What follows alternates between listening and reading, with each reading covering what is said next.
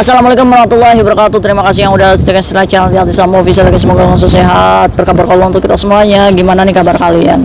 Aduh guys, sekarang hari Selasa. Kalian udah ngopi atau belum? Kayak sama udah ngopi. Panas-panas tetap aja guys ngopi ya guys ya. Jangan terlalu banyak minum ice ya guys ya. Yang masih sakit kayak Sam doakan semoga lekas sembuh ya guys ya. Yang kena COVID nih diminum panadolnya ya guys ya. Tetap semangat deh buat teman-teman kita yang masih sakit ya guys ya. Panas guys, tapi nggak apa-apa ya. Hari ini kita cerita apa? Oke deh. Kayak di Sam itu ini pengen ngebahas masalah pekerja migran yang jadi rentenir ya guys ya. Ini nih kalian ya guys ya. Maaf nih untuk teman-teman kayak Sam yang jadi rentenir ya guys ya. Kalian itu kalau jadi rentenir itu yang pintar coba.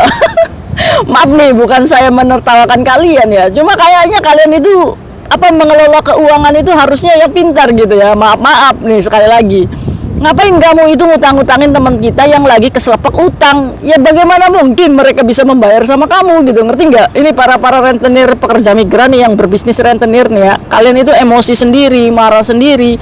Bahkan kasus ini merusak merusak kaca majikan dari teman kita pekerja migran yang hutang sama rentenir ini. Yuk ceritanya kayak gini guys. Oke. Ini berawal guys dari komplotan teman-teman kita yang pada nanam saham gitu. Misalkan ada beberapa orang nih, saya nanam dong 2.000, 3.000 sampai mungkin modalnya puluhan ribu dolar Hongkong ya guys ya. Mereka ini berbisnis rentenir di mana menahan dokumen kalian seperti paspor ya guys ya, dan memberikan hutang jor-joran, nggak main-main. Tetap aja guys, $1.000 ini bunganya $200. Nah cuma yang jadi permasalahan ini rentenir ini ya, teman-teman kita ini terlalu baik gitu sama teman kita nih. Nah posisinya nih kita sebut aja Mbak Mirna. Mbak Mirna ini keselepek guys. Dia datang lah tuh ke komplotan rentenir para pekerja migran ini ya guys ya. Nah sekitaran daerah situ guys. Ya adalah situ. Terus dia ngomong, saya pinjam uang dong. Ya udah boleh, mana paspormu? Paspornya ditahan ya guys ya. Kamu mau pinjam berapa? Nggak main-main, sampai $14.000 Hongkong dikasih cuy. Gila, $14.000 Hongkong ya guys ya. Yang itu dengan bunga jasa setiap bulannya dia harus bayar 2.800. Itu cuma buat jasanya aja, bukan pokoknya ini guys. Nah ya udah tuh guys, dikasih tuh sama komplotan rentenir ini. Berarti modalnya banyak ya. Iya dong kak, modalnya banyak. Orang mereka ini pada dapetin uang dari teman-teman kita yang yang suruh bayar jasa gitu ya. Akhirnya 2.800. Karena Mbak Mirna ini memang keselepek ya guys ya. Dia juga punya posisinya 2 bank juga. Jadi akhirnya ya udah diterima aja tuh guys. Nggak mikir tuh gimana nanti bayar bunga jasanya 2.800, sedangkan gaji kita cuma 4730 ya guys ya. Kalau 2.800 berarti sisa gajinya Mbak Mirna ini cuma sisa 1.000 sekian ya guys ya. Belum untuk bayar 2 bank. Bagaimana bisa Mbak Mirna ini mengembalikan pokok dari rentenir ini? Singkat cerita, bulan pertama lancar nih guys jasanya 2.800. Bulan kedua lancar nih guys 2.800. Nah bulan ketiga mulai nih ketar-ketir.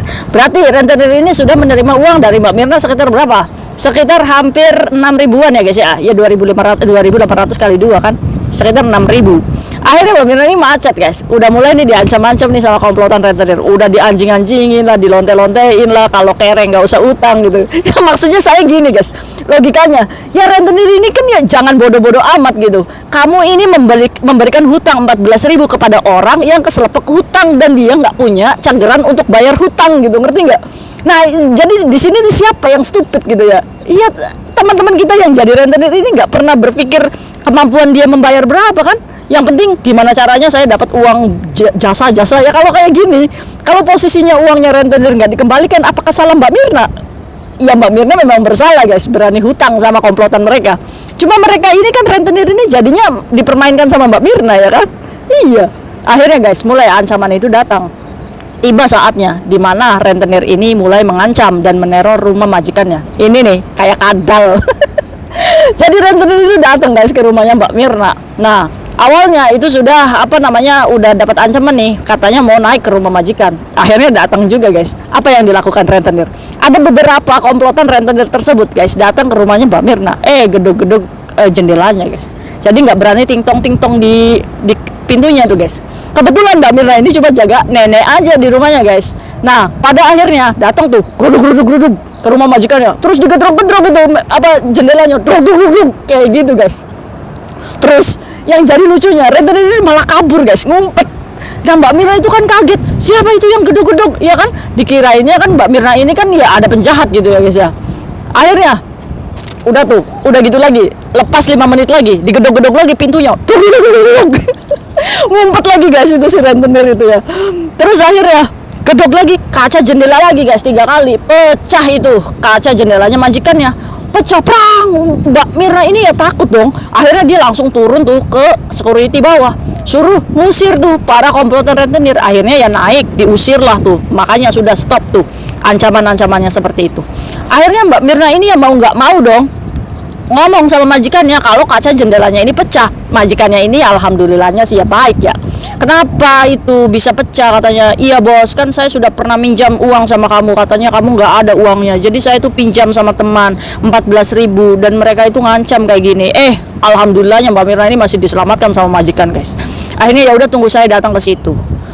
Akhirnya Mbak Mirna ini cerita sama kayak Dizam, saya itu takut teman-teman yang lain itu pada salah jalan kayak saya kayak gini. Rentenir ini punya komplotan kak, jadi dia ini masih pekerja migran, dia ini izin kak sama majikannya untuk bisa meneror nih teman-teman kita yang hutang sama dia ini ya, ke rumah majikannya kayak gitu. Terus kak, solusinya gimana untuk masalah saya? Oke, yuk kita bahas, ini seru banget.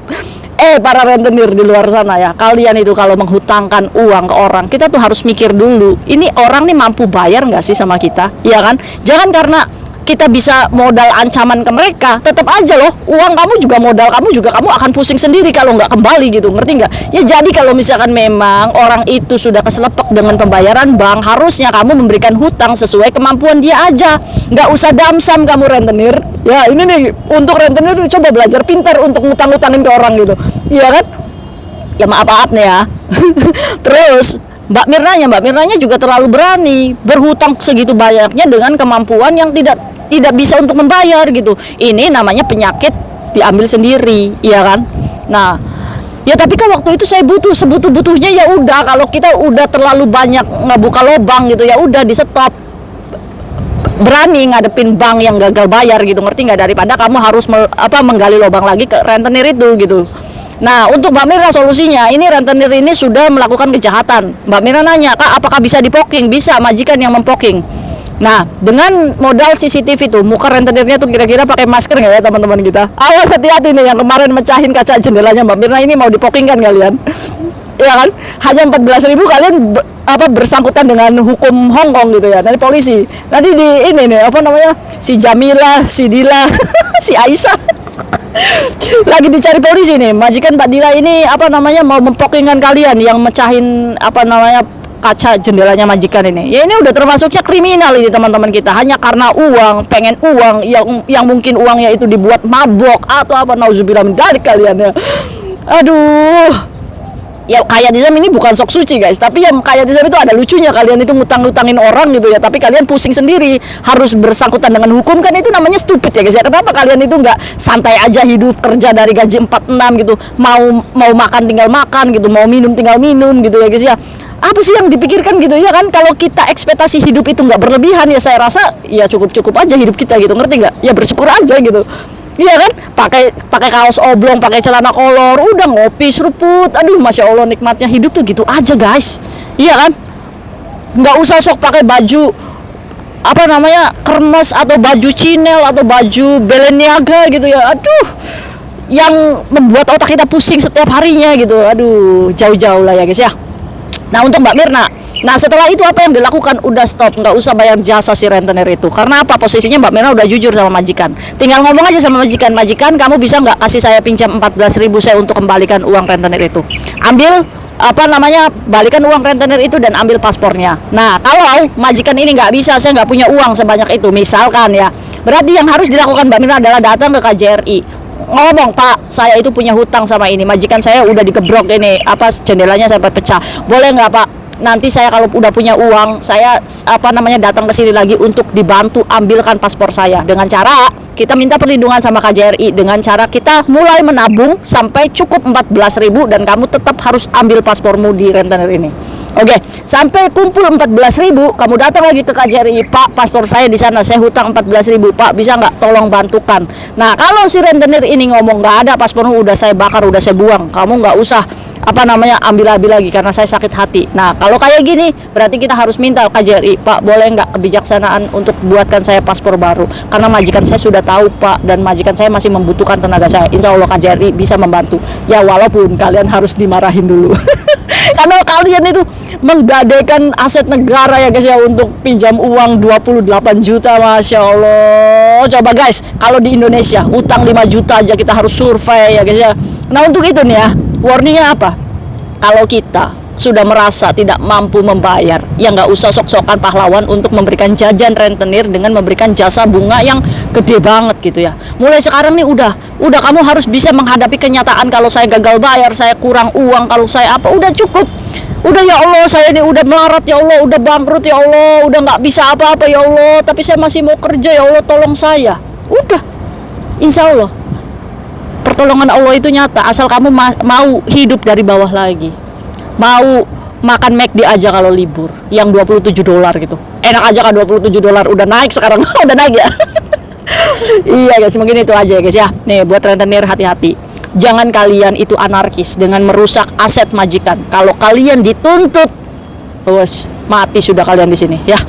Udah blacklist, mau kerja di apa lagi? Tenang kak, kalau mentalnya rentenir itu siap untuk menjadi anak overstay, ya saya kembalikan lagi, itu adalah pilihan hidup kalian, dosa di tahun kalian, kesulitan di tahun kalian. Cuma Kak Jasam itu mengingatkan kepada kita, kalau kita bisa menolong tanpa pamrih, Allah akan memberikan berkali-kali lipat keberkahan untuk kamu. Tapi menolongnya sesuai kemampuan kita aja. Contoh, teman kita pinjam uang sama kita, saya pinjam uang dong 1.000 dolar, boleh nggak? Saya nggak ada 1.000 dolar, tapi kalau 100 dolar untuk kamu makan saya ikhlas, kamu nggak usah pinjam, nih untuk kamu aja. Itu lebih baik ya guys ya, itu cara menolong teman kita supaya tidak berhutang. Oke, mungkin itu aja sharing Kak Jasam hari ini, semoga bermanfaat untuk kita semuanya. Hati-hati ya guys ya, karena rentenir di luar sana itu udah nggak punya hati. Kalau kalian penakut, lebih baik jauhi. Oke, see you next video, bye bye. Assalamualaikum warahmatullahi wabarakatuh.